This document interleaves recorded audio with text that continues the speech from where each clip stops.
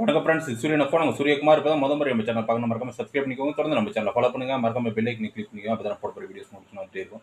இப்போ எதை குறித்து பார்க்க போறோம்னா, பார்த்தீங்கன்னா இப்போ நிறைய பேர் ஊராட்சி மன்ற செயலாளருக்கு அந்த பதவிக்கு வந்து விண்ணப்பிச்சிருக்கீங்க. அவங்களுக்கெல்லாம் ஒரு அப்டேட் பண்ணுறதுக்காக தான் வீடியோ போகிறோம்.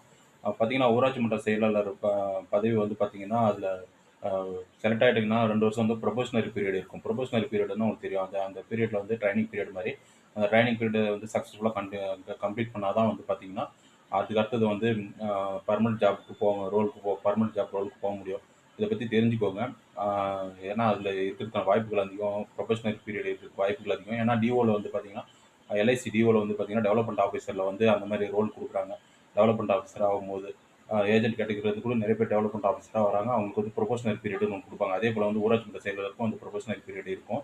இதை பற்றி தெரிஞ்சுக்கோங்க. ஏன்னா நானும் விண்ணப்பிச்சிருக்கேன். இந்த விழிப்புணர்வு மக்களுக்கு கடத்தணும்னு சொல்லிட்டு தான் இன்றைக்கி ஸ்பெஷலாக வீடியோ போடுறோம். இது போன்ற அப்டேட் மற்றும் விழிப்புணர்வுகளுக்கு தொடர்ந்து நம்ம சேனல் ஃபாலோ பண்ணிட்டே இருங்க. சூரியகுமார், சூரியன். தேங்க்யூ.